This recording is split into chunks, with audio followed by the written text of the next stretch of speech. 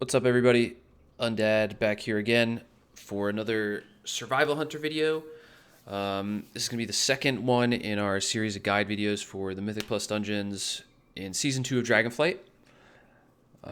So let's get into it. Today we're going to do Neltharus. I know this order's kind of random we're doing, but basically I wake up and what dungeon do I feel like talking about, and that's what we do. So it's Neltharus today.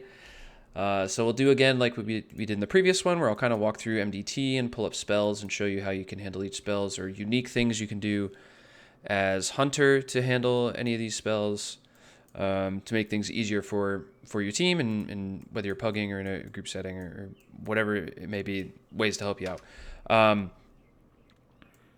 With that said, first we got to talk about gearing and talents and if anything changes for these dungeons or for this dungeon. And I think just a standard Mythic Plus build works fine. I prefer the Coordinated Assault with Raptor Strike build, as I talked about in my previous video on talents. You can take a look at that if you're interested in the differences between these builds and like some one-off points you can change. I wouldn't recommend it, but if you want to try some other stuff out, go for it. You can basically opt between any of the four: the Coordinated Assault Raptor Strike, Coordinated Assault Mongoose Bite, no Coordinated Assault Raptor, and no Coordinated Assault Mongoose Bite. I think the most likely change you could possibly make is to play Coordinated Assault with Mongoose Bite for a little bit more boss damage, and then potentially consider swapping into Poison Injection, because this dungeon has a lot of trash, but your damage to a lot of it doesn't particularly matter.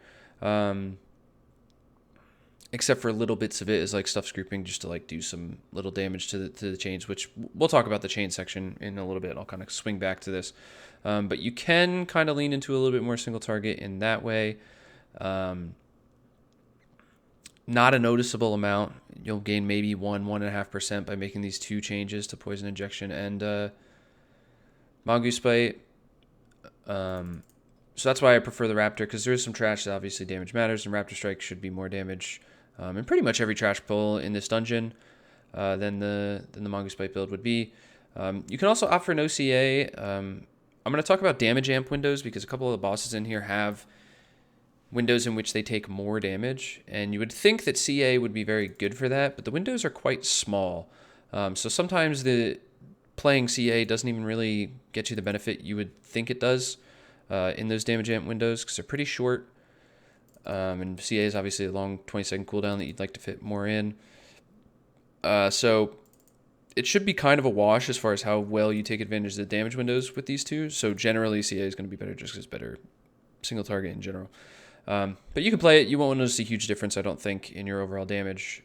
So you can swap between those four how you will and kind of see what you like. As far as trinkets go, trinkets are a place that you could make some interesting changes, I think, because of the damage amps. Now, like I said, it's primarily a single target dungeon, so because of that, you would lean towards like Harlan's Dice over Erupting Spear Fragment, or you would think at least. But the addition of the damage amps makes it so that Erupting Spear Fragment, or just unused trinkets in general that aren't just like passive single target increases or AoE increases, become a little bit more valuable to the extent that I think Beacon is actually really good in this dungeon. Especially on Tyrannical Week, where you're likely to get two uses per boss, and one of them should be able to fit into a damage amp window, depending on how high the keys go. At lower key values, obviously, you're still going to just get one use per boss. But being able to fit this into a damage amp, which when we get to the bosses we'll talk about, I'll mention the more damage that they take, and you'll want to use these trinkets in that window. Same thing with Erupting Spear Fragment. The unused damage plus the crit bonus while you're in those damage amps is quite good. You have other things like, obviously, the bomb dispenser is going to be good from raid. I don't have that to show right now yet. And the class trinket will be good, but again, for the same reasons I mentioned earlier, not as good, because the damage amp windows are pretty small. So you're not going to get the full value out of the class trinket on those bosses. It's still going to be great on trash. It's still going to be good on the bosses. And probably worth playing over a passive trinket like Harlan's Dice, but not quite as good as like Beacon to the Beyond on those amps. And then obviously second trinket, I like to play one passive, one unused. I don't think double unused is the move at all. So if you have an essence, run it. If you don't have an essence, your passive trinket can then be like a loaded dice or something like that, and then replace your second one with another unused trinket if you have them, if you have it available. So yeah, pretty standard trinkets, but lean a little bit more into maybe playing Beacon of the Beyond in this dungeon for killing bosses. Other than that, your gearing is going to be pretty much the same. I will say, and I'll mention where to do this, some little other point to note in this dungeon is I would recommend you have your cooking at level 25. It costs like less than 1,000 gold to level cooking to 25, and there's a point in the dungeon that you only need one person in your group to have 25 cooking or more. There's a few dungeons like this in the pool, the Dragonflight dungeons at least. But I'll mention its use and kind of why you want to have that cooking at 25 when we get to that point in the dungeon. But I would absolutely recommend it, especially for pugs, because in pugs you're pretty much guaranteed nobody's got their professions leveled or nobody knows what the hell they're doing with their professions. So, not to say that they don't, but just assume that, right? It's better to play around thinking they don't, and then you just have your cooking. And it's like a secondary profession, right? So you don't have to drop another profession for it. You can just have cooking. And it only requires 25. So anyways, let's get into it. Let's get into the actual dungeon and where we start. This is kind of like a mock route. I'm not saying do this route all the time, but this is a route that lets me kind of talk about every mob in the dungeon and discuss what other options you could have, like in that section, how you want to use cooldowns and things like that. Generally speaking, there's no real holding of cooldowns, I would say, in this dungeon, other than around like the pull 13 and 6 area, which we'll talk about when we get over there. So actually, is this pull 13 and 6? Pull 5 and 6. 13, I guess 13 too. We'll talk about this. So these 3 pulls over here in this section, or actually 4 pulls, pull 8 over here too. You'll have a little bit of consideration on how you use your cooldowns, and then everywhere else in the dungeon. So the right side over by the Mammoth, and then up top towards Forgemaster Gorek. You kind of just want to make sure you're using your cooldowns on cooldown so that you don't lose uses, because every one of these packs is relatively equal in danger. There's not like, man, I'm really scared of this pack or not scared at all of this pack. There's like most of the mobs are relatively close. They're dangerous in different ways, but close in how overall dangerous they are. So let's get into it. Let's assume it's Tyrannical Week this week as we're talking about this. So let's get into going left side first. I find that going left first is usually what happens in Tyrannical pugs. I'm not necessarily sold on either side of this really being the fastest or best way to pull this dungeon yet. I think left is generally better because it gives you a better bloodlust use. But I don't think it's that much better. That would be weird to go right. So I guess be prepared for both. But we'll talk about going left first because that's what you're going to see most often this week, I think. And this first pull is usually on Fort Week, it'll be kind of a bloodlust pull. On Tyrannical Week, usually you're holding bloodlust for the boss. So important to know as the person that's probably lusting in your group. This boss tends to be the wall of pugs. This is probably the hardest boss to heal, so holding your lust for that and not using on the first pull is worthwhile. So first mobs we encounter are the Kalashi Wardens, and I think you say Kalashi like that. I'm just going to say Kalashi, and whatever. We'll see if that's correct or not. These guys are mostly tank abilities. It's not really much for you to worry about other than the frontal. So he does a frontal called Volcanic Guard. There's a big animation for it, but be careful. The animation is deceptive. It will always be cast where the mob is facing as opposed to where the animation is. Sometimes, I don't exactly know what causes it, but sometimes he'll have an animation in this direction and he'll be facing this direction, and the frontal will go off the direction he's facing, not where the animation is. So whenever you're fighting these, which is not often in this dungeon, there's very few of them, just be aware of where these mobs are facing. I like to color code the nameplate so it's easy for me to see. Usually stuff with frontals, I attach a blue nameplate to, and then I just make sure I'm behind them. As far as Blazing Slash goes, this is just on the tank. These are not CCable, so you can't protect your tank in this situation. Like if they're running out of stuff and they're about to get Blazing Slashed, they just have to live. It's nothing you can really do. Bang, do a lot of damage to them. They have a lot of HP. As we mentioned in the last video, being aware of what mob in any given pack has the most HP is usually a valuable skill to have because you make the dungeon faster by killing the highest health mob as fast as you can and cleaving onto the lower health mobs so like the pack all dies at the same time and you're efficiently cleaving. Otherwise, we have Spine Crushers. This is just a tank mob as well, the Kalashi Spine Crusher. There's nothing you really are doing with these guys at all. They do damage to the tank. They're not going to hit you. They don't really do anything. Same thing for the Kalashi Plunderer, other than them putting a little AoE on the ground. This is just a move out of it. It's a pretty long cast, or the cast isn't long, but like exists in the air for a while. After the animation for it appears, it's just a big orange swirly.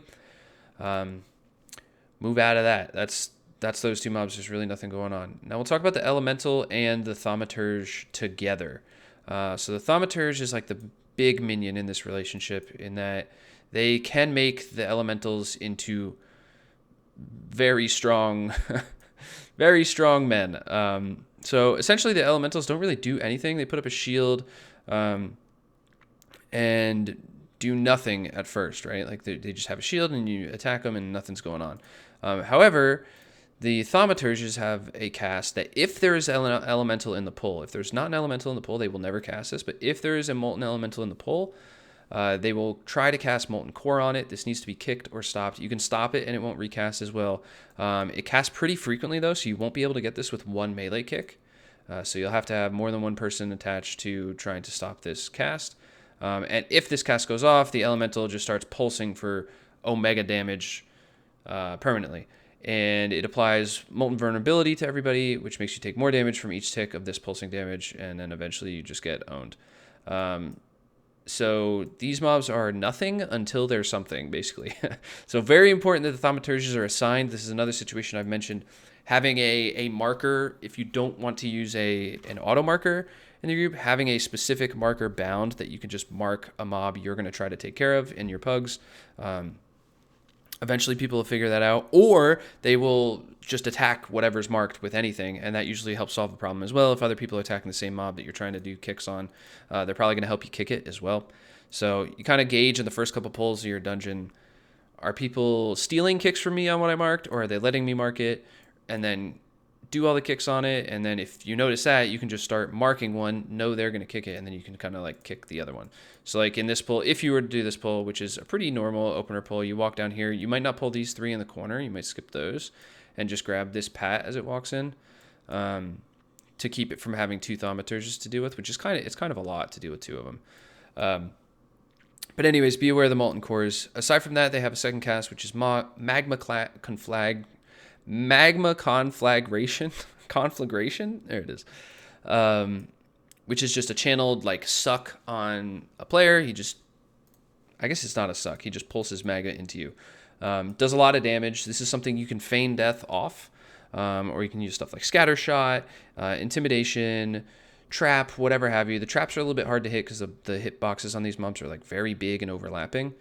So typically default to Scatter Shot or Intimidation for this. And that's also another reason I've mentioned Scatter Shot in our talent video and why I recommend it, and it's just more useful in a lot of these dungeons. This is a case where, or specifically a dungeon where I think Scatter Shot is much better, mostly for this trash as well. I will talk about binding when we get over to this section, and how it could be useful or it could be terrible, but I would generally default to Scatter Shot in here so that you can stop stuff like this, like the Magma Conflagration. And then the rest of these pulls are simply all the same mobs. We have Plunderers, Spine Crushers, and Thaumaturges in here. No more Wardens, and then we have the Elementals up here. So as you get into this, if you do a pull like this, it looks like you have 4 Thaumaturges, and it's like, how the hell can we do this if you can't even stop the kick with one melee kick?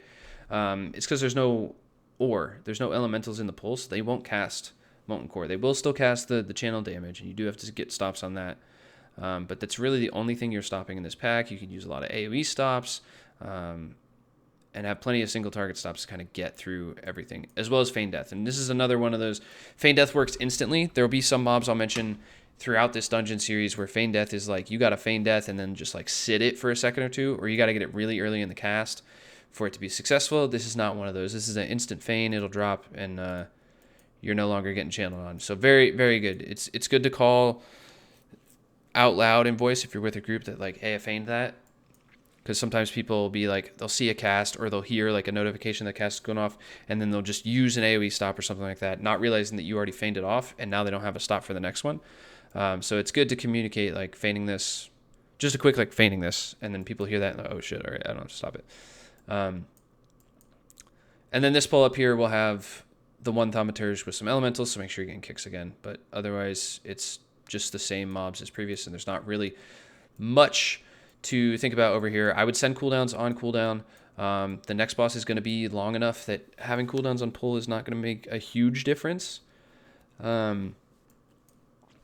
I would consider saving potion, though, because this stuff, depending on how high the key, and especially on Tyrannical Weeks, is probably not going to take you 5 minutes. And I think you would like to guarantee you have potion on this boss. You'll probably get one regardless. But later in the fight, you can be kind of like fighting for your life and being a little bit inefficient on damage because you're casting a lot of... well, not necessarily casting a lot of defensive spells because we don't really have that many to cast, but more so like sitting a turtle for a little bit and... oh man, this is when my potion came up. I don't want to use it. It's guaranteed you're not going to be using turtle at the beginning of the fight. So getting your potion use out of the way there is quite good. But again, this will depend on how fast you get here, because you may be able to get one on the first pull if you pop early, and then get one in a clean spot early in the boss as well. So let's get into the boss. We have Magmatusk. Magmatusk. I'm actually going to pull up the dungeon journals for bosses because I think it's a little bit more useful than MDT. So we'll swap back to MDT after this. And we'll look at Magmatusk's abilities in Mythic Plus. And this is a ramping boss. It's a boss that just gets more difficult as you go from its volatile mutation. Basically, this is the big AoE that happens when he hits 100% energy. He grows a new tentacle. The tentacle makes his lava spray do more damage, and it makes the duration of his dot last longer. So the lava spray is just a targeted frontal. This is something that if you feign off, fairly certain he just retargets someone else. So feigning this off is like, or trying to feign it off, again, you have to do this very early for it to work. I think I've been successful once that I'm remembering. I've tried quite a bit, and I think I've been successful one time in actually feigning this off. Because I say feign for if like I'm going to die to this. Because you don't want to, if you could live it, you don't want it to end up on somebody else, basically. But anyways, this is a frontal. It is, the animation for it is a little bit tricky. When he starts to cast it, he'll face like kind of all over the place. Sometimes he still looks at the tank. Sometimes he'll look like in a general direction and not quite at you. So it's difficult to tell if it's on you, other than there's a red circle or red arrow above your head. So basically, intently look at your character right above their head. If they have a red arrow, it's on you. Generally, don't move if it's on you, and move off if it's not on you. The Magma Eruption, which will be the big AoE blast that happens every time he hits 100% energy, can be turtled. You can have turtle activated when the cast finishes, and you won't get the dot. So this is important. Your choice of where you use turtle is pretty important on this boss. Typically, I like to use it on the what I think is going to be the second to last debuff. And this is mostly just working off like healing trends, right? Like usually there's going to be a weak set in here for your healer. Your healer is going to be generally weak on one of these big debuff sets that they have to heal the whole party. And I find that it's usually not the last one. The last one, they're probably at the end of the fight. Somebody in the group might be dead by this time too, so that there's not like as much to heal. You have 4 people instead of 5 people to heal. At this point, you're going to have Exhilaration up too. If you burn in Exhilaration early, which I would recommend, you exil on like the second or third one, depending on how many of these you think you're going to get. First one, I would not use anything. Second or third, you can use Exil or Health Pot, something like that. And then by the 5th one, which, again, depending on key level, you might not get 5. So depending on the 4th or 5th one, you'll be able to use Exil again on whichever one of those you don't turtle. So usually it's Health Pot and Turtle on the second and third, or second or third, depending on how many you're going to get. And then Turtle becomes on the 3rd or 4th, depending on how many of these you think you're going to get. And Exil, again, back up for the 4th or 5th, or Health Pot on these, depending on what kind of danger you're in. Survival of the Fittest usage is good on the last one as well, because you won't need it in the one before it because you've turtled. Something to pay attention, though, in addition to this, because this is not like a set. I'm saying like 2nd and 3rd, 4th and 5th, stuff like that. It is not set in stone. It definitely depends on your healer, how in danger you are on some of these. You might be in danger on early ones, and you just need to get as much damage off as you can. So the 3rd one comes out, and you just rip a turtle. The 2nd one comes out, you rip a turtle, cancel it right after the spell finishes casting, and then just do as much damage as you can before, because you're like, man, I'm probably gonna die on the 3rd one. Or if you have other immunities in your group, depending on what your healer wants, you can communicate with your healer, or in Pugs, you just kind of wing it. You might want to stack immunities if healer needs time to like do damage sometime, and they're just trying to like make me not have to heal at all. I need to get some damage out, and I don't really have much healing, something like that. Or stagger them so they have 2 in a row that they only have to heal 2 characters rather than having to heal 3 characters and then 5. They can heal 4 and then 4 on 2 of these back to back. If you stagger your immunities in that way. Or you just have like Rogue Mage Hunter, something you have triple immunity comp, and you can just totally remove one from the fight, which is pretty useful.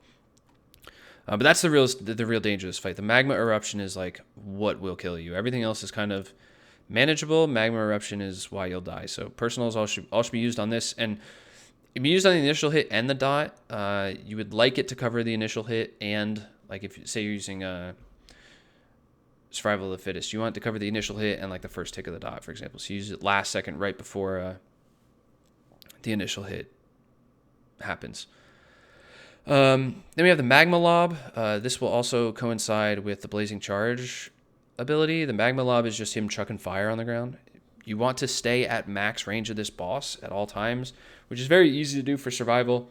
It's a little bit trickier for classes that don't have increased range, but we have increased range from our talent Lunge.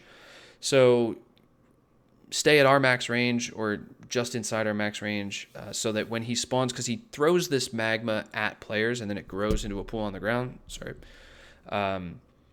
If you are too close to the boss, it will spawn under you and then it will grow into the boss, which synergizes with the Lava Empowerment spell where he does 25% increased damage while he's standing in the lava. So you can have bad overlaps with that. Like say you spawn one, it grows into the boss as a tick of the Magma Eruption dot is happening, and that bonus 25% damage is the reason somebody in your group dies. So you want to be very careful with this. You want to play at max range for that reason. And that's it. Now, however, this magma that spawns on the floor while it buffs the boss does not do very much damage whatsoever. I do not think it is scaling with Mythic Plus, which is maybe intentional or not intentional. Who knows? But you can run through the, like, don't be afraid to run through this fire. I say this now, and sure enough, there's going to be a hot fix right after I post this video, I bet, where they fix this randomly 2 months into the season, and they're like, oh, we got to make this do damage now. But for the time being, running over the fire, if it's the reason you get back to the boss quickly, it's the reason you dodge other spells, it's whatever have you, it is fine to do that. You're not going to, this will almost never be the reason you died, because it's been ticking for like under 20k. It says 25 in the Dungeon Journal. It's been ticking for very little damage, and you're not going to be running through like for very long. Like, don't stand in it on purpose and just like, I'm hanging out in the fire. But if you got to walk through it, it's not going to be the reason you die. And then finally, we have the Blazing Charge, which is maybe the most annoying ability just because of how you're dealing with everything else in the room. He's just going to fixate somebody or target somebody and charge straight at them, and he'll stop whenever he hits a wall. Once he hits a wall, a bunch of lava waves will spawn out from him and go in different directions. Previously assumed that this was targeted on players, but actually the more I play the boss, I think it's actually random. It's just random directions, and you have to dodge them, which is pretty easy for Hunter. I find myself disengaging off to the side of the boss, like maybe almost like 60 degrees. Like if it were a straight line to me and perpendicular would be a 90 degree, I come out like almost 60 degrees off him, and then harpoon in. Like, so you can dodge out. The cone in which the waves come out isn't that wide usually. So you just do a little disengage to the side and a harpoon. You come in from an angle, and you're usually fine in that regard.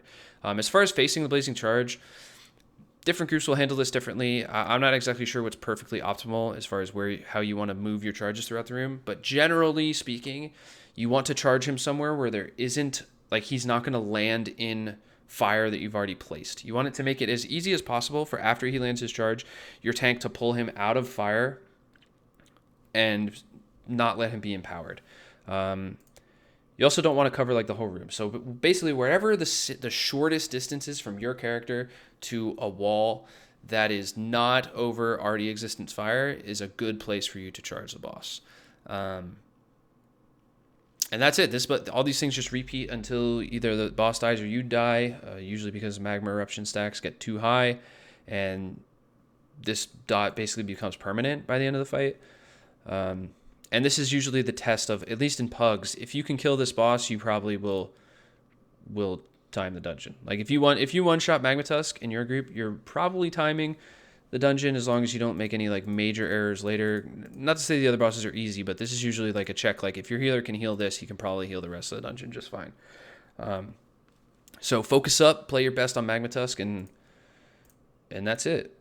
And then after we finish Magmatusk, we would drop down around this area. This area? Yeah, you'll land like around here actually. And these mobs won't be here yet, so you just run across and you come up into the chain section. So all this trash is done for free, sort of. So throughout this section here and in this section, there are chains on the ground. There's those like flaming skulls with chains at the bottom of them. And if you click on them, you pick up a chain from inside the flaming skull and you carry it with you, like it's attached to you. And once it comes in contact to the giant mobs in here, the phoenixes do not proc it. It's only the giant mobs that are in this section. So none of these other mobs will proc the chains if you bring them over. Only the giants in here throughout these pulls will proc the chain. I think they actually have it in here. Burning chain. And when the chain runs through one of those mobs to trip the mob up, all enemies within 10 yards take a buttload of damage and are stunned. So there's a cooldown on you being able to do this, right? Like otherwise you would just like every single mob you would just chain. But once you pick up a chain and trip some mobs with it, you can only do it again 3 minutes later. It's 3-minute debuff that you have to wait until you can use this again. So normally what that means is you kind of stagger out where your chains are used, or you do one giant pull and everybody in the party uses the chains. You just kill the trash like that and you don't worry about anything else. So typically what you'll see is a pull done like this, like pull 5, where this Pat, which is the mini boss, comes all the way through here. He's usually around here. I've found when I get over here, I don't know if it's just lucky or if his Pat starts when you like walk up these stairs or something. I'm not sure how that works yet. But he'll usually be up here and you can include him in a pack out here, which is mostly phoenixes. There's not really a lot of real mobs in here. You could get some of these mobs back here. I recommend waiting for reasons that I will explain later that have to do with killing this pack really easy. But a pug's probably not going to do that. So you can expect in this pull, like maybe one of these packs or one more of these packs or something might be included in this. And there's a chain. I'll actually put some markers on here. I'll show you where all the chains are. Let's put this in red. So all the chains that you'll probably use are, there's one outside here. There is one in this corner here. There is one right around here. There's one right around here. There's one in the corner here. And then if we come down to the next section, there's one over here. And there's one here.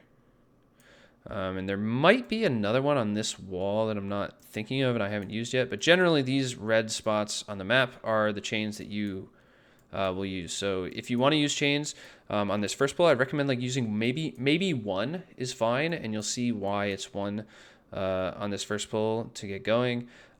Mostly because the phoenixes or whatever, this pull is not really that threatening a pull. It's mostly just birds, and then 3 real mobs. The mini boss, who's generally pretty easy, and the 2 hunters. And you can even consider carrying this with it. I just think the mini boss takes a little bit to come in, and hunters are the tough mobs. So let's talk about what the mini boss does first.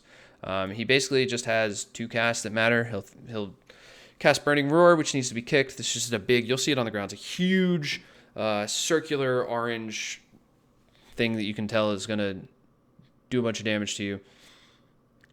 But it's kickable.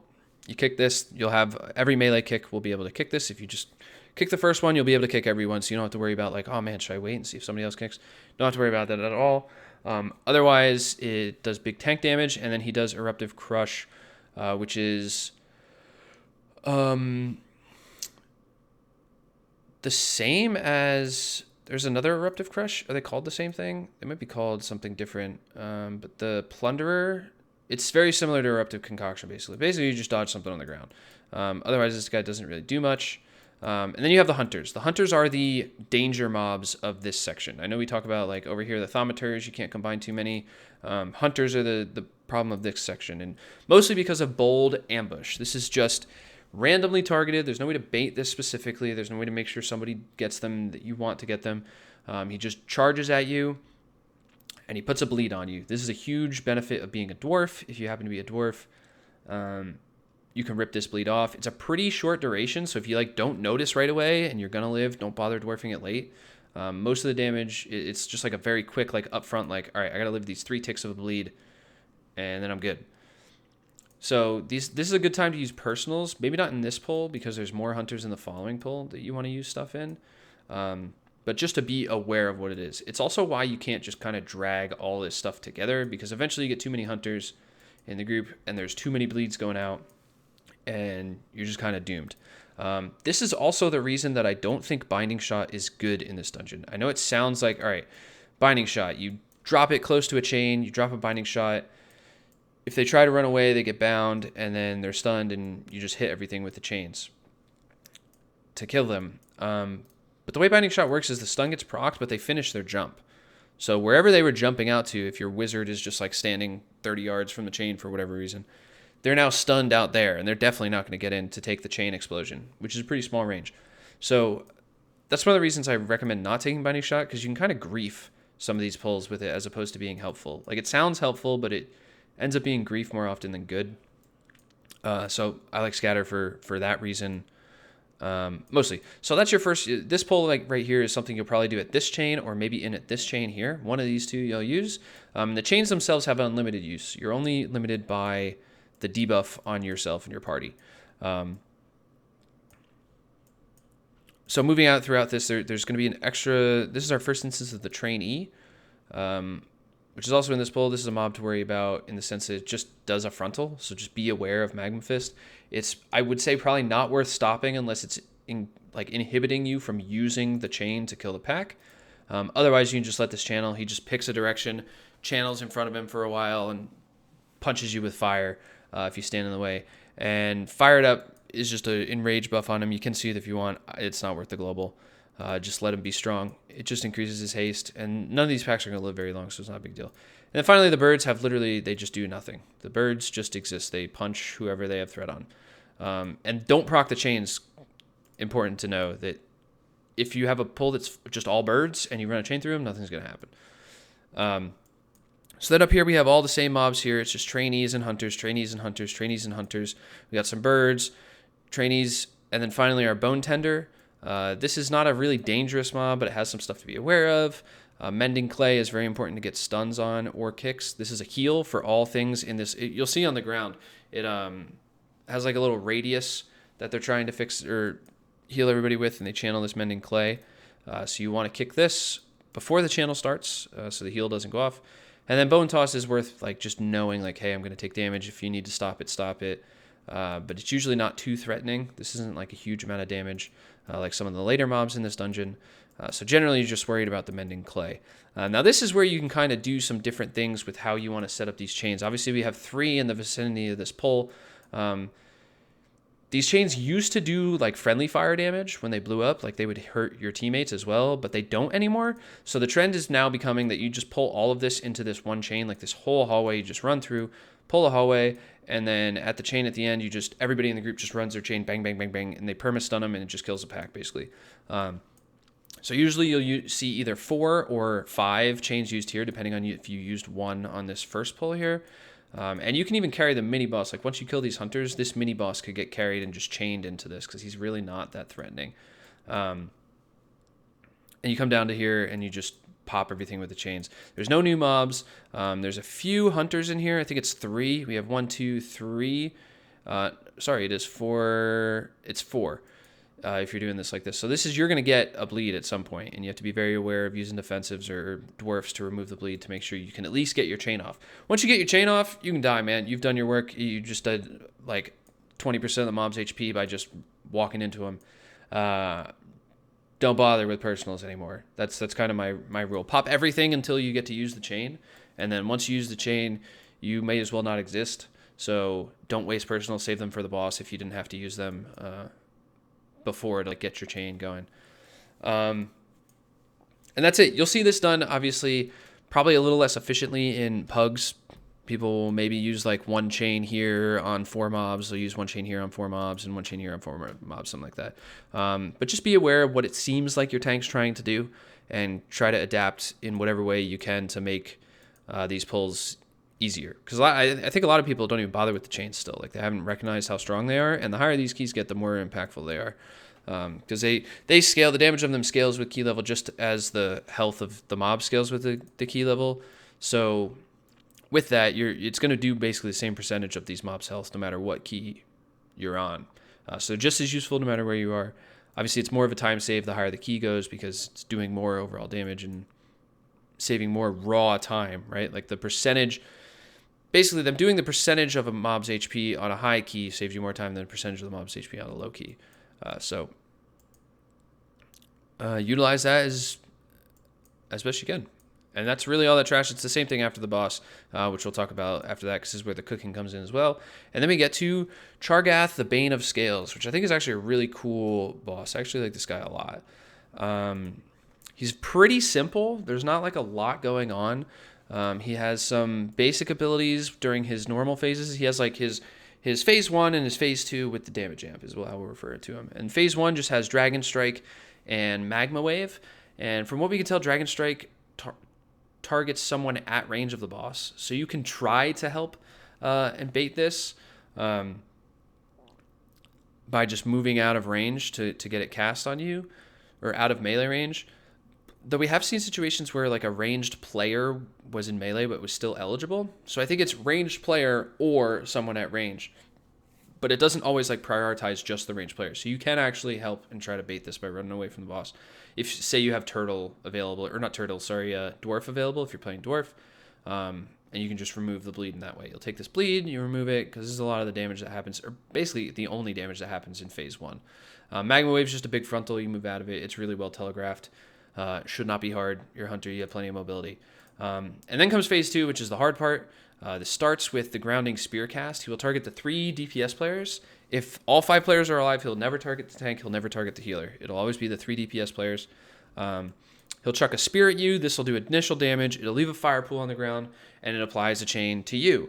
And now you have to use the tools that you learned on the trash to trip the boss with the chain that's applied to you as well. It'll slow you as well. He's also going to be chucking out a bunch of fire damage swirlies, so while being slowed and fire damage happening, this is a little bit tough. Disengage is a really good tool to keep yourself moving quickly and not getting owned.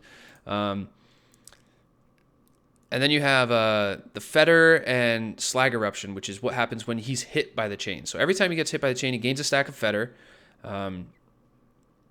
And Slag Eruption is cast on the players. This is a stacking dot. So typically what you've seen is you either do a sequence of trip him once, let the dot tick, trip him once, let the dot tick, trip him once, let the dot tick, or a pop 2 right away for a 2-stack dot and then trip him a 3rd time to get him to go into his face. Because basically when he gets the 3rd Fetter stack, he gets stunned and he takes 50% bonus damage for the next 12 seconds. So this is the first of those damage amps I was talking about. If you're using unused trinkets, you definitely want to save unused trinkets for this. I'm not a huge fan of saving cooldowns on this boss for this because it a lot of times leads to you losing a use on the boss. And the next trash is not very useful of using your cooldowns. So you want to make sure you get 2 uses on this boss for sure. Whatever it takes to do that, do that. Getting the 50% bonus on one of them and losing a use overall is going to be less damage than getting an extra use of that cooldown. So with that, kind of gauge where your stuff's at and go for it. If you're in a spot where you're only going to get 1 use because you like used on the previous pull or something like that, which again, you're killing mostly with chains, so it's not super useful to do that. Maybe you hold for a damage amp in that situation, but ideally you're avoiding that situation in general. These are good times to pop personals, health pot, exhilaration, survival of the fittest. Turtling won't prevent you from getting the chain, so it's fine to turtle. You won't like scuff your group, which comes to how you scuff your group, which we'll talk about in a second. This fiery focus is what happens if you don't trip him 3 times. And basically this means you're probably dead. If you don't trip him 3 times in the 20 seconds, I think it's 20 seconds you have to trip him after these go out. He will apply this unreal dot onto everybody. Oh, I guess Fiery Demise is the dot. Fiery Focus is him working up to the Fiery Demise. So this is what happens when he throws the chains. He then just starts channeling this Fiery Focus. Utilize Lunge here. There's going to be a circle around the boss. If you go inside the circle, you are dead. Just don't go inside the circle. You have long range, so it should be pretty easy to do. It doesn't come up right away. So if you're one of the guys that's proccing your chain first, you can, as soon as you land, you hit him with the 180, or as soon as the spear lands, you hit him with the 180, you disengage back, and just go straight through the boss. And it'll pop as soon as, it'll take like a second, and it'll pop as soon as the initial cast is done happening. Boss will get tripped, and then you're fine. So Hunter's pretty good at this boss for that reason. If you are in a situation where somebody dies with a chain and you now cannot get him to 3 stacks, that's a really good use of Turtle. When this cast ends, if you're in Turtle, you won't get this debuff. And this debuff, for all intents and purposes, means you're dead if you get this debuff. So if you have immunities or ways to just like fix it, like we're going to sacrifice this guy in battle res, this guy will use Onk, like things like that.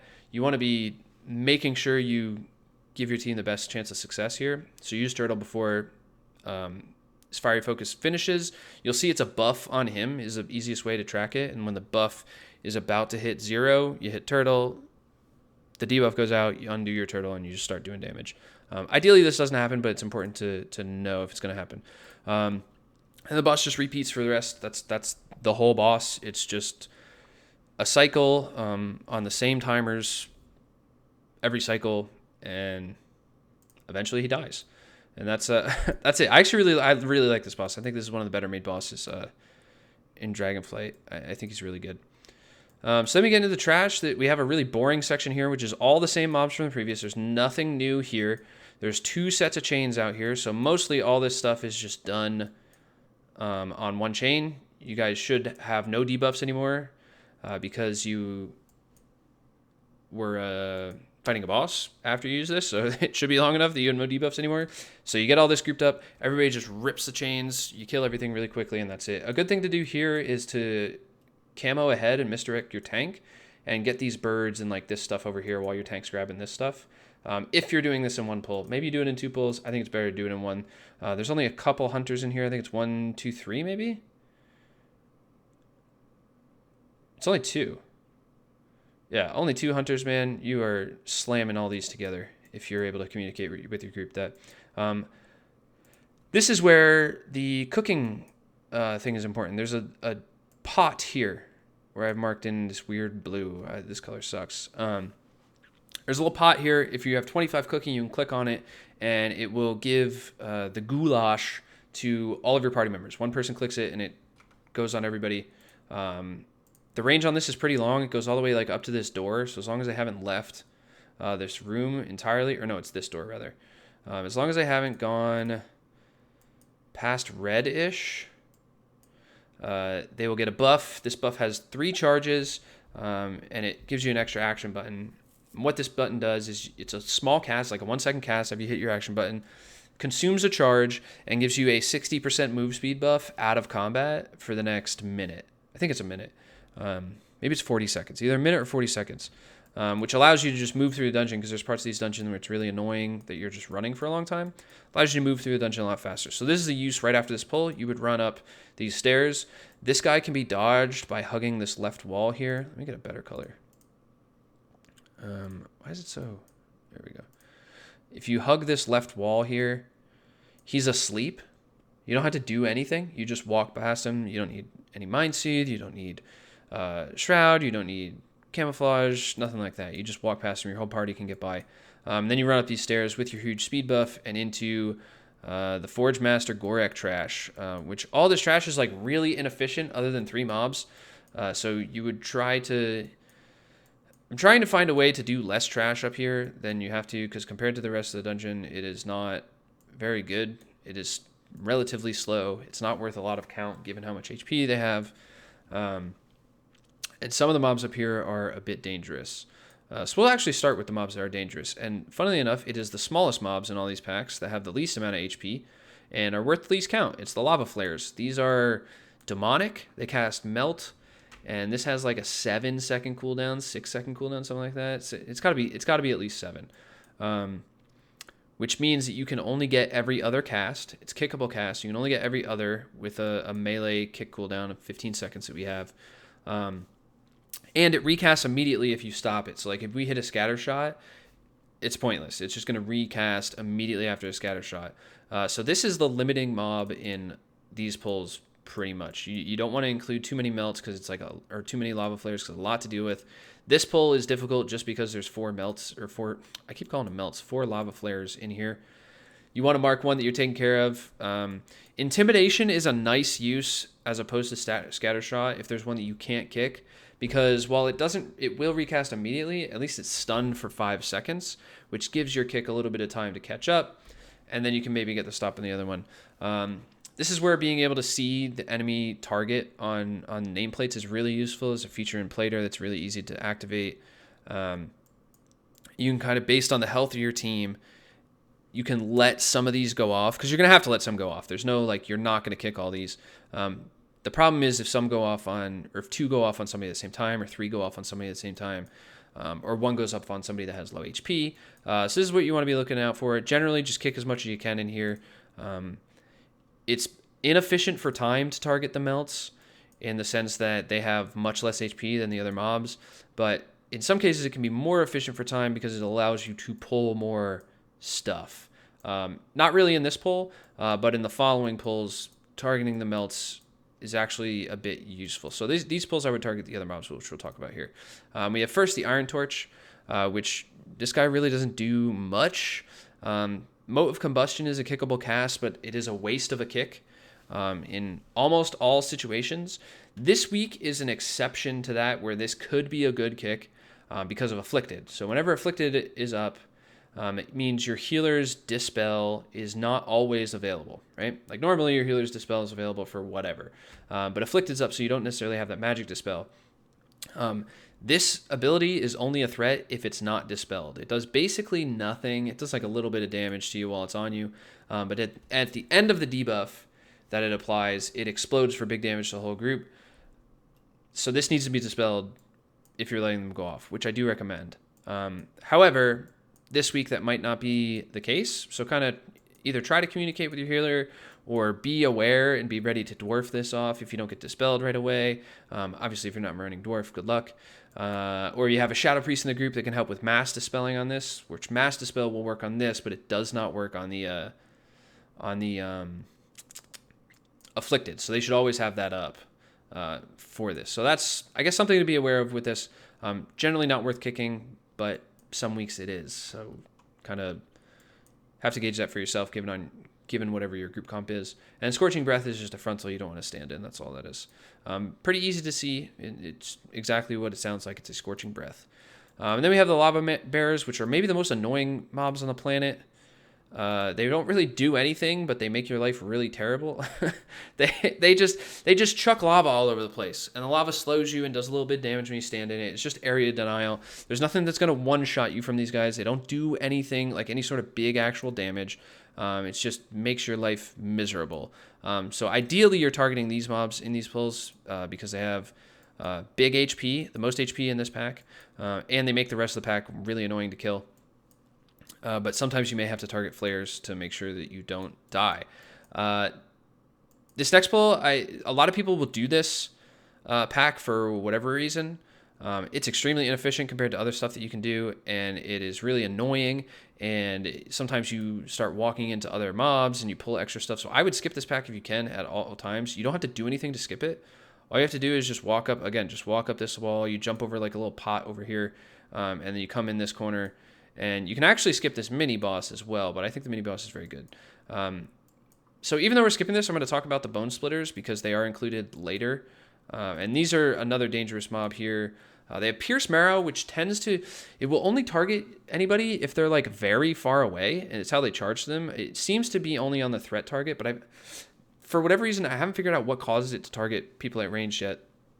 But it seems like randomly he'll just like, if somebody's really far away, like out of 40-yard range, he'll charge at them with this, and it just does a lot of physical damage and obviously charges to him. But usually it's used on the tank. If your tank tries to like kite these mobs, they won't let him basically. And next we have Dragonbone Axe. This is the ability you should be looking out for on these pulls. If you pull these, or when you fight a Bone Splitter over here, this is the major thing that is going to do, like, cause somebody to get killed. You won't get one shot by it. It's just a physical hit, and it puts a bleed on you.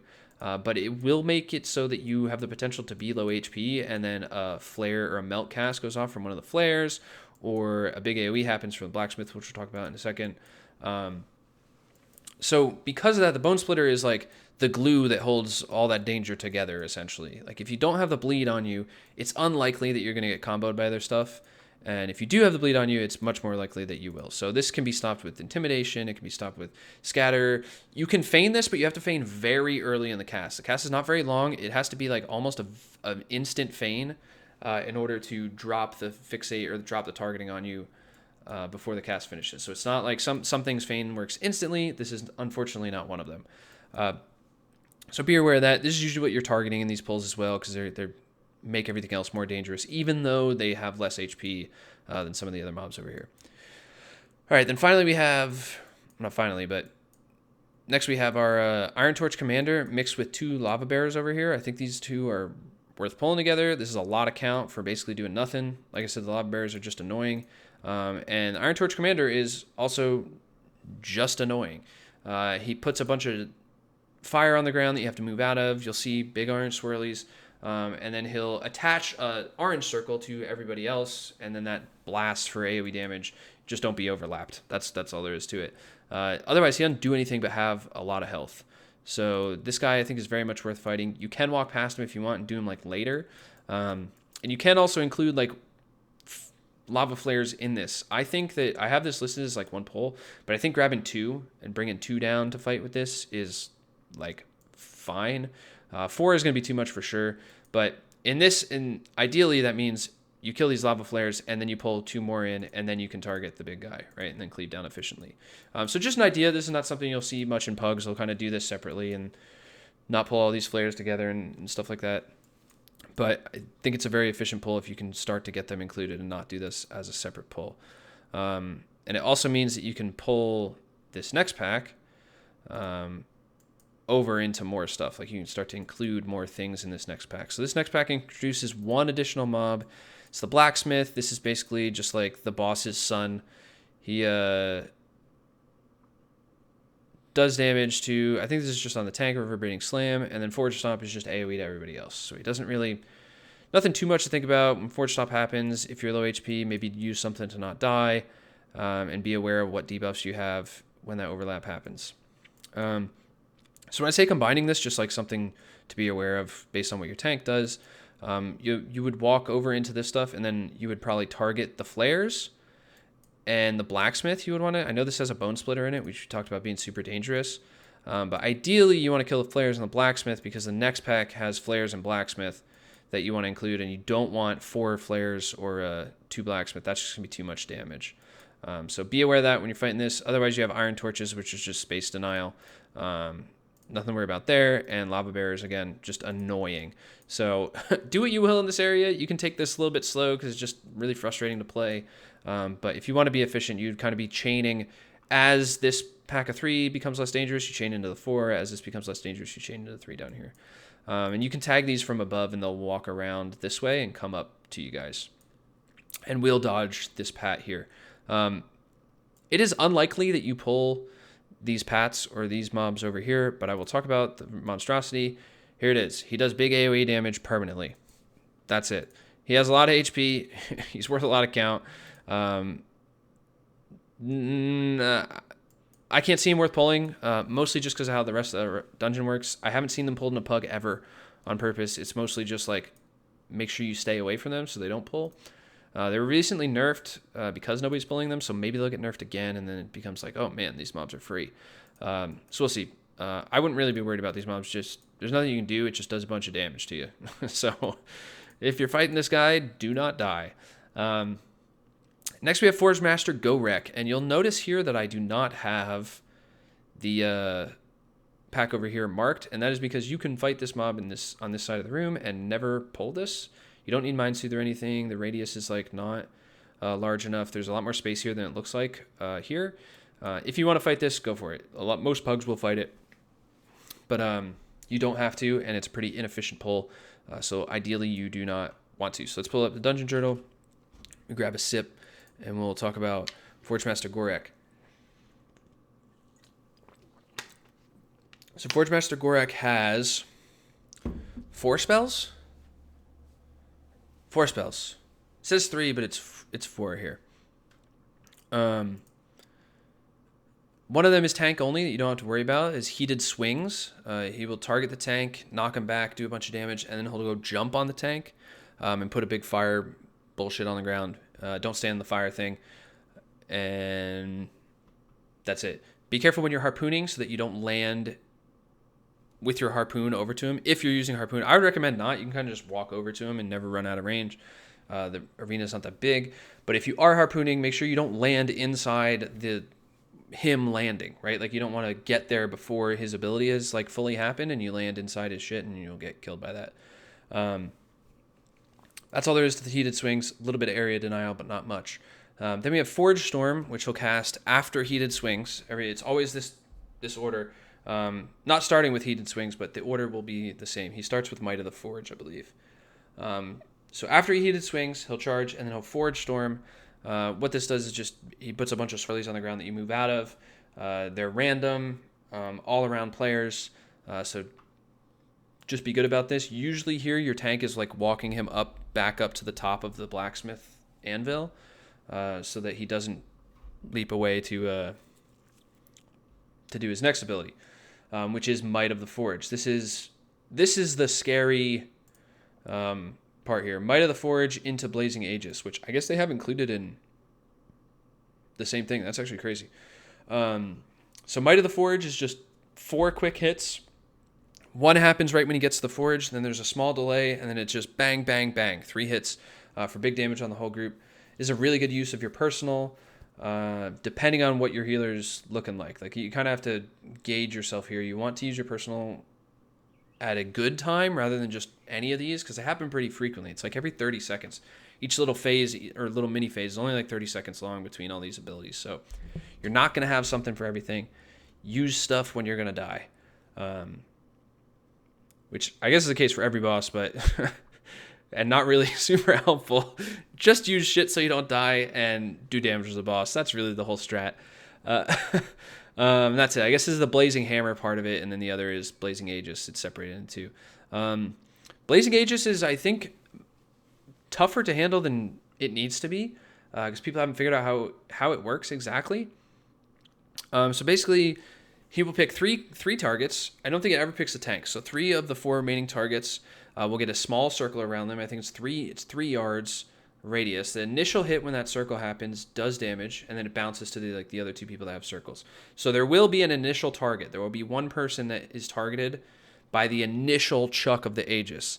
Now things like Vanish and Shadow Meld work on this to make it so he doesn't chuck at anybody if you get targeted with it. If the first person vanishes or melds, he will cancel a cast entirely and nobody will get a debuff.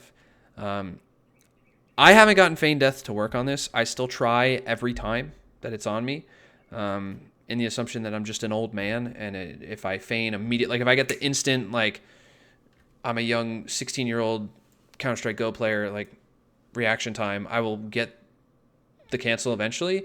But I've succeeded a total of 0 times, and I've not seen anybody else do this successfully yet, so I guess it's still out. Or maybe that's enough evidence to say it doesn't work. I'm not I'm not giving up. I'm going to keep trying. You can try too, and if anybody gets this to work, please let me know. I will be embarrassed, but I would still like to know that it works. But otherwise, Meld and Vanish work, and it's a lot easier. You have like leeway when you use Meld and Vanish.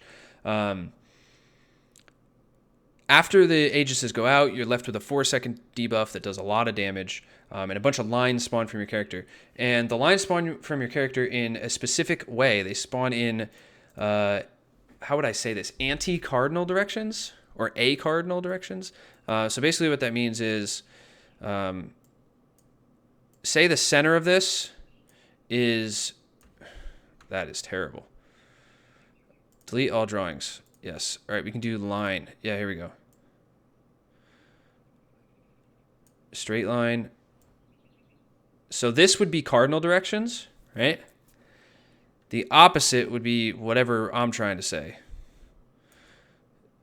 I'm sure there's a word for it, and I just don't know what it is. The opposite would be anti-cardinal direction. So, from wherever your character is, the lines will spawn out in an X shape from you. Meaning that if you have 3 players, and say you're here... What the hell? I don't want the eraser.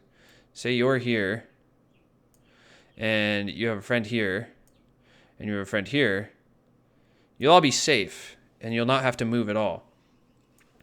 But it's based on the direction that you're facing when it hits. So you have to make sure you're all facing the direction that makes them come out in this way, or you will lose, right? Because then that'll do this, and this, and this, and this, and that'll do this, and this, and nobody will get hit by anybody else's lines. Really tough to coordinate in a pug. Also doesn't matter because we play melee, so you can move, and it's not really a huge deal. But for trying to protect your healers so your healers can heal, it's important to make it so that you don't drop your lines in a way that it will overlap with where the healer is standing, if you can help it. So you're welcome for the drawing. I'm sure that was really helpful. There's no room for improvement on that whatsoever, I don't think. So that's the last ability lost. So you want to dodge those, and then after that, he'll go back into his heated swings, and then he'll Forge Storm, and then he'll Might of the Forge, and it just repeats forever until you kill the boss, or you don't kill the boss. This is another pain point of the dungeon. This and Magmatusk are definitely the hardest parts, so do not be stingy with potions, whether that be health potions, damage potions, all of your cooldowns, using trinkets, like literally anything you can use here. Is also a good place to use Lust, and kill the boss, basically. Just whatever you can do to get through these 2 bosses is good. The time on this key for most people is not going to be a super limiting factor. It's mostly going to be surviving the bosses, especially on Tyrannical Week, which we're in here right now. So use it all here. If you got to hold Lust for this and lose a Lust in the dungeon, a lot of times it's worth it. Depends a little bit on how much time you have left in the key when you get there, but for the most part, Lust on these 2 bosses is massive, or massively important, I guess. So home stretch here, we got like 2 more mobs to talk about, 3 more mobs, and a little bit of tech. So after you kill this boss, we're upstairs here. You want to rip another one of your goulash to get out, because you're going to run this little path through here. You leave the boss, you run up, boop-a-da-boop-a-da-boop, up through here, and then you jump down here, right? So this is another time you want to hit your extra action button for speed, and just blast up. You jump down. Where you jump down is right around here, where this chain was used initially, and these mobs will be here now. We have the Apex Blade Wing, we have more Wardens, which these are the same as previously, and then we have a new mob in a different kind of Lavamancer. Kalashi, does it have a different Kalashi Lavamancer versus... Oh, Kalashi Lava Bearer. That's what it is. So we have the Mancer now instead of the Bearer. So 2 new mobs in this section. All these up here are all the same mobs. They are Wardens, Mancers, and Apex Blaze Wings. So combinations of them are done up here. These are pretty efficient count, but you get so much count that you like have to do elsewhere in the dungeon that you can't utilize how efficient these mobs are too well. Sometimes you'll see like these 5 mobs done, but for the most part, a lot of this stuff is skipped, either with Shroud or this pack can actually just be walked by. This pack would involve a Shroud to get by. This one you can just walk by on the side, and not fight it. Anyways, let's talk about this pull 13. As you see, I have this stuff marked here with this. This is some tech you can do if you're in a group where you can communicate what is happening here, and you leave these mobs here for you. Now we have this chain here that can be used infinitely, and we have these mobs here, but these mobs will not proc the chain. They are not included in the chain procking mobs. You can see that they will have burning chain in here if they can be killed with the chain or procced with the chain. So what you can do here is you can grab these mobs from the inside. Again, the birds don't matter. They're just kind of whatever, because they don't pop the chain either. But these 4 mobs or 5, 6 mobs, if you left this pack here, so we'll just do that to show that's an option. You bring them outside with this, and then when the chain procs off these mobs, it does AoE damage. So it doesn't, even if this mob doesn't proc the chain, it can still take damage from the chain. So that's a way to just kind of eliminate this pack a lot easier. You have these mobs here, you bang out your 5 chains because you're not using any more, so your whole team just bang, kills this pack. You get a huge amount of count in here. It's like 15% count in one pull. because these mobs are worth so much, and you have a bunch of guys here. And generally, it's not too dangerous. Getting this together is a little bit tough because of the frontals, the volcanic guards, and this mob, which does one thing every, I want to say it's 20, 25 seconds, something like that. It channels this huge AoE, it does a lot of AoE damage to everybody in the group, and it consistently pushes you back. It's like a 1, 2, 3, 4 knock, and then it's over. So because of this, if you have any personals left from the previous boss, you can rip them here as this is grouping up. Because I think there's 1 hunter in here, 2 hunters, 3 hunters. Okay. If you're doing all this. If you skip this pack in the corner, there's only 2, which makes it a lot more manageable. But pretty much once you get this pack grouped, it should die almost immediately, right? You should just be like, as soon as you can pick up a chain, pick it up and go, pick it up and go, pick it up and go. Because it also stun all these mobs too, right? So, and that's it. You probably won't see this in your pugs, but if you're in an organized group and you want to introduce some new tech to your group that you haven't used or haven't seen or whatever, this is not really that difficult to pull off. The most difficult part is getting it grouped without anybody dying and making sure you don't, ironically, making sure you don't take fall damage when you jump down here. Because if you take fall damage and you're really low and then the Apex Blaze Wing starts going off, because his first cast is pretty quick, you're going to have to live one of them. That's a time where you can definitely die. So disengage is really useful here to not take fall damage. You just disengage before you hit the ground. And then it just tracks what your fall damage would have been from where you hit disengage rather than where you initially started the jump. And then we have one more mob to talk about. We literally did, that's it. Just the Lava Mancer. And this is the same shit as the other guy in that he spills lava when he dies, but everything else about him is different. So he's not the same at all. He has this little cauldron of lava on his back. That's the same. He casts lava bolts at random people. Doesn't do a huge amount of damage, but still worth kicking because there's what else are you going to do. And then periodically he'll apply a huge barrier to himself and start channeling Molten Army. Molten Army will spawn these little elementals that just do melee damage. And then when the Molten Barrier breaks, it does big damage to everybody. So just be aware that it's broken. You have to break the barrier in order to kick. Like Molten Army is an unkickable cast until you break the barrier. And then you can break it. However, there is, like, say you did a pull like this, or maybe even you did a pull like this, where you have 2 Lava Mancers. I don't know if it's a bug, and I say I don't know if it's a bug. It's a bug. Let me take that back. Definitely a bug, not how it's supposed to be working. But something you utilize is, say these 2 guys are casting Molten Army at the same time, right? Whenever you break one barrier, both of them will become kickable. It's something in how they've scripted what removes the kick immune portion of this cast. Makes it so that if you're in combat with 2 at the same time, and they're both casting, you break one shield, both of them become kickable. So, like, don't be surprised when that happens, and just be ready to kick the Molten Army so more things don't spawn. And that's it. The rest of these mobs are just all those mobs. Again, these are not really threatening. They're worth a ton of count. They have a ton of health, and they're really not that scary, other than the wardens on your doing tank damage. So if you can find a way to route this better than I have shown here, that includes a bunch of these mobs and saves you a lot of time somewhere else, I think it's probably worth it. Probably going to be trash over here that you skip. I don't think the stuff over here is too worth, and stuff over here is very hard to skip. Even though this is definitely the worst trash in the dungeon as far as speed goes. So yeah, I guess keep that in mind. And then we have the final boss. We have Warlord Sargha, who is another boss I actually like. I didn't like her at first, but the more I play this boss, the more I think this boss is actually pretty good. So first we'll talk about the items you can pick up. So throughout the fight, there will be little gold pools spawning all over the room, random places all over the place. And when you go and you click on one of the gold piles, you pick up an item. And those items can be one of 4 different things. They have the wand, the bomb. I call these the charge boots. I guess they're not boots, but they charge you. And the flower. So like when I'm communicating this, it's like I have wand, I have bomb, I have boots, I have flower.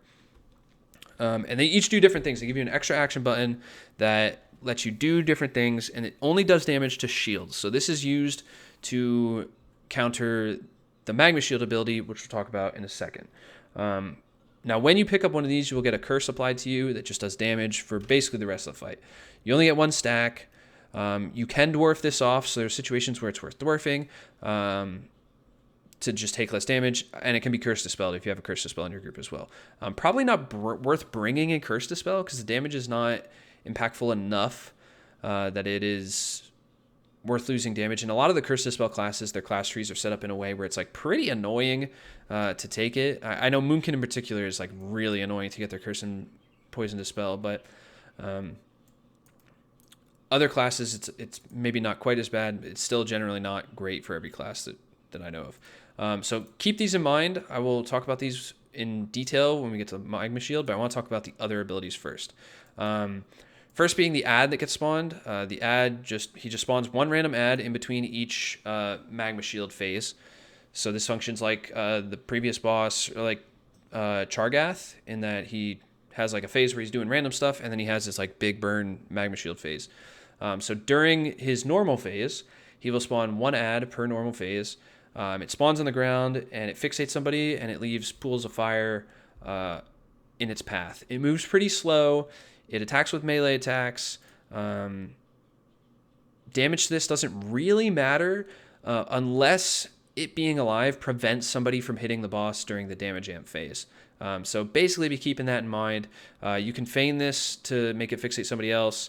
Pretty sure Scatter makes it fixate somebody else. Stun does not. I think the Disorient makes him refixate, but the Stun does not make him refixate. But all those things work on it. He doesn't have that much health, so he just kind of passively dies. But it is worth, I think, putting damage into it if you can, like cleave damage. It's worth like positioning in a way that your bombs will hit this. Rip a Serpent Sting on it if it's out of range of the boss, just to apply a little bit of damage to it and let it kind of like passively die to that kind of thing. Then he has his big frontal, so it's worth noting when you're going, if you have to move far, because sometimes the items to pick up won't be on the boss, so you'll have to run far to get them. Your tank won't be paying attention. It's like, man, I gotta go pick up items. Okay. Be aware of the cooldown of this. Try to do it in between frontal casts, because this is a huge frontal. It's the whole room. Like you can't outrange it. It's just, it'll hit you if you're in the frontal. Telegraphed really well though. Disengage and Harpoon are your best friend for getting out of this. Huge help. But just be aware when you're going to pick up stuff that the frontal is coming. And then finally we have Molten Gold. This is something that can be feigned off, but he recasts. If you feign it right away, he just targets somebody else. But you can pre-turtle as well. If you use turtle before the cast finishes, you won't get the debuff. And this is like the scary part of this phase. This is what does the most damage. In a situation where you don't have turtle and you are going to take a Molten Gold debuff, that's one of the previous mentioned useful dwarf times if you are a dwarf, to remove the Curse of the Dragon Horde. Because by itself, this is not a lot of damage, but if you're taking the ticking damage from this curse and the Molten Gold at the same time, things get a little scary. That's a good like personal use, hidden exhilaration, hit a health pot, hit a dwarf, whatever you can to kind of help your healer keep you up. And that's that first phase. After a certain amount of time, I want to say it's 45 seconds. I actually know that it's 45 seconds because on this boss, if you have Chakram available on pull, just send it first global so that you will get it up for the Magma Shield. Because you'll get a damage amp phase during this. So it's actually maybe 40 seconds because you get it up like right as the shield gets popped. So basically this guy, she puts a huge shield on her that you should not try to fight through on your own. That is what the weapons are for.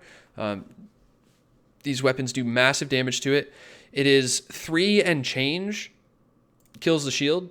So this does baseline, it's 1.7 million shield, and these do about 500k in damage. Each of them does the same damage. So 3 and change, which means ideally your whole party picks up. If your healer doesn't want to pick up so they can just heal, that's fine. But sometimes you'll be in situations where it's like hard to get the cast off on these right away. So if you have 5 people trying to get 4 casts off, that's usually a little bit better than 4 people trying to get 4 casts off. As far as getting rid of this shield quickly, because she is doing pulsing damage while the shield is active as well. I guess it's called Flame Eruption? Yeah, Flame Eruption. This is the pulsing damage. And the longer it lasts, the more pulsing damage you take. You have a stacking debuff vulnerability. So you want to rip the shield off as quickly as you can. Not just for killing the boss faster, but for not dying. Dragon's Eruption is what makes this tough. These are big swirlies on the ground. The radius on them is bigger than their animation, so it's very important. You are very much out. Turtle does work on these, though. You can, if you're sitting a turtle and you have to stand in one, it will deflect the damage, which is important for, and let's talk about the items first. We'll talk about the Stone of Might, which I refer to as boots, even though they are not boots.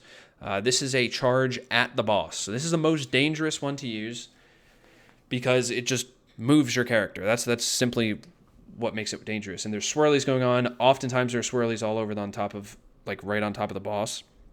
So I would be very hesitant to use this unless you have turtle available. You can turtle, rip the button, bang, and then you have time to like get out before your turtle fades and not die. That's probably the most dangerous. We'll say the next most dangerous is the Rose of the Veil. And before I forget, all these are castable while moving as well. They're about a 1.5 second cast, and they are castable while moving. So you don't have to plant to use them. You can be dodging still while you cast them. The next most dangerous to use is the Rose of the Veil, which I'll refer to as Flower.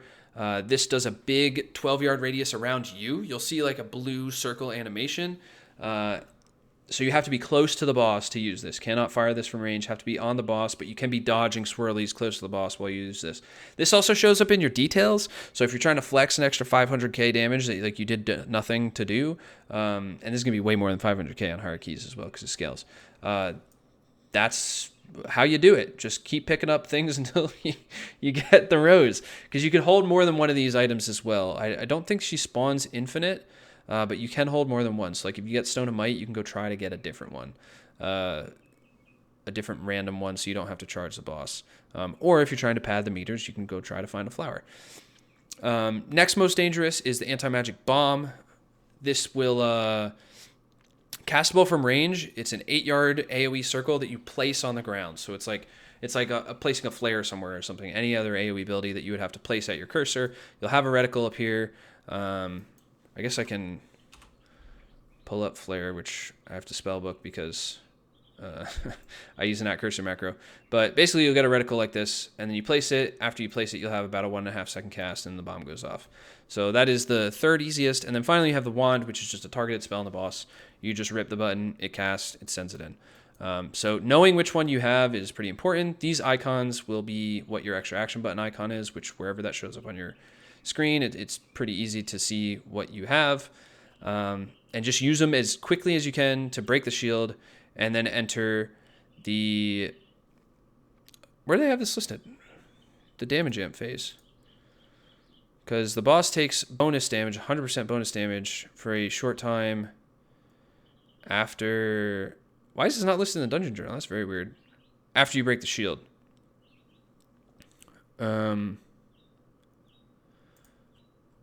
That's so weird that it's not listed anywhere. Because that's like the main point of this boss. Anyways, after you break the shield, you do big damage. So this is how I mentioned when you use Flame Chakram on pull, you will you'll have Flame Chakram up for the first damage amp phase here. Now, this phase is pretty short, so it's a good time for using trinkets. Again, this is a really good use of Beacon or Erupting Spirit Fragment. Very good uses. Any kind of on-use there. It's going to do raw damage to the boss. Raw damage is going to be better than just stat buffs to the boss because it's easier to fit them in and get the full value of them.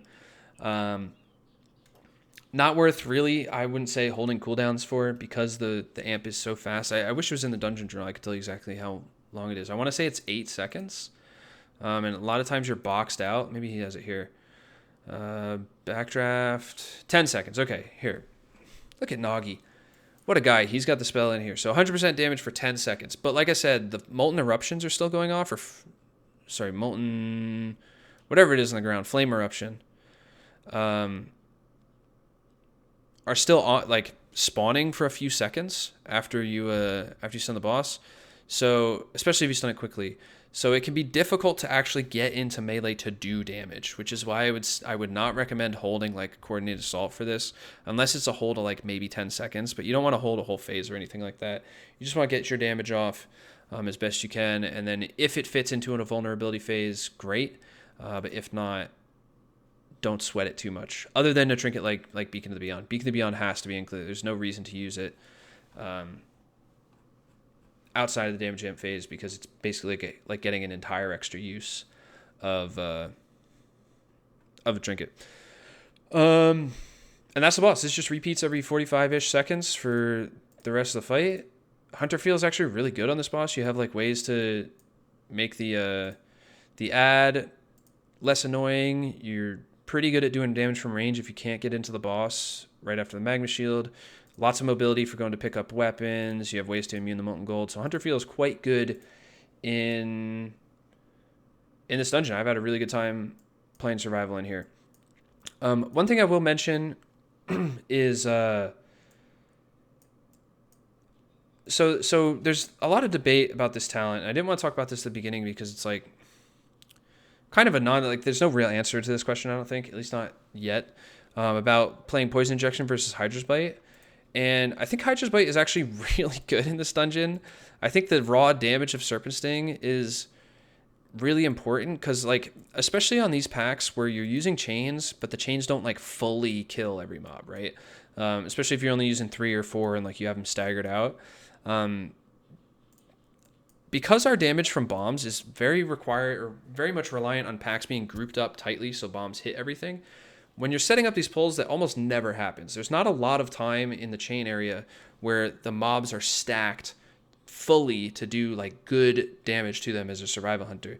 So because of that, I actually spend a lot of globals just making sure Serpent Stings on everything. Obviously not wasting bombs in the meantime. Like I'll have a bomb and a butchery charge on cooldown for this whole wing and not be over capping, so that like when they finally do stack up and we've hit chains, if I have to do any bonus damage, I can very quickly.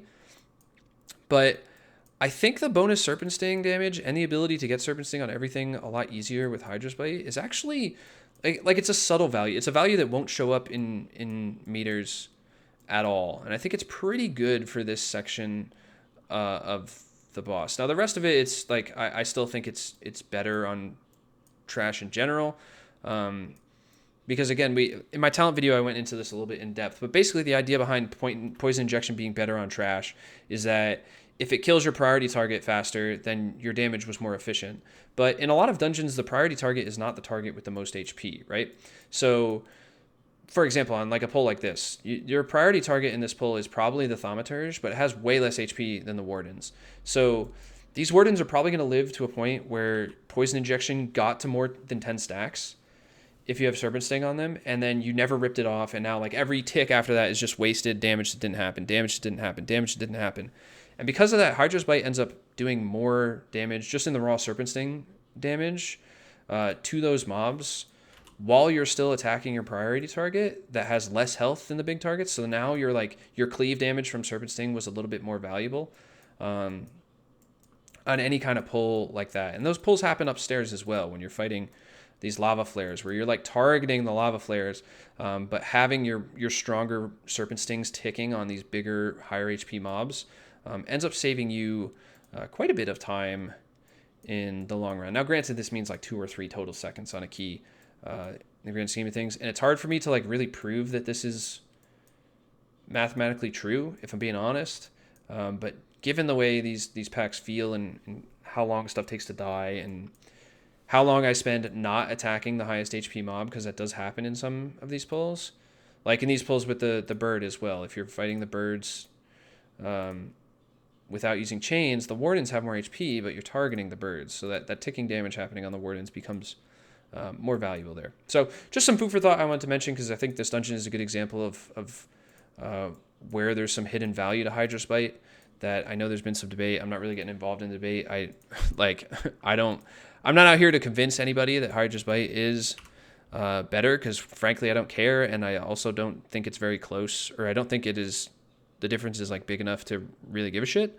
With that said, Poison Injection is going to be better on the bosses, and the bosses are like hard walls in this dungeon quite often. So if there's a time to swap Poison Injection, it would be like in this dungeon on Tyrannical Week to make sure you can kill Magmatusk and Forgemaster Gorek. So food for thought, I guess. I didn't want to get too far into it at the beginning in the talent section, but if you made it this far, I think you're a little bit more invested in what we're talking about, and maybe you give a shit about what I have to say there. So thank you again, guys, for watching. All my videos that I've been posting this past month, I've had a really good time getting back into this stuff. We will have another. I think I'm trying to do like every other day until we're done with the dungeons here. But we'll see what I'm getting into. Like assuming I have the time to do them. So I'm not sure which one I'm gonna do next. Like I said, I'm gonna wake up on Friday, and whatever I'm feeling, we'll talk about. I'm kind of feeling Halls of Infusion, but we'll see. I was feeling Brackenhide until this morning, and then all of a sudden I wanted to do Neltharus. So I guess it'll be a surprise. Let me know if there's anything you think I left out or any extra questions you have about the dungeon. I'll be happy to answer them in the comments below. Throw me a like if you liked it, and subscribe as well. I'm like, you guys have subscribed to the channel so much in this past week. I don't know how many subscribers I had when I came back, but I feel like I'm like almost doubled what I had in just a month here, which is awesome. It means you guys are really getting something out of what I'm doing here. So, and feel free to tell me to shut the fuck up if that's the case too. That's always allowed. I will always mention that. So I'll see you in the next one, and have a great day.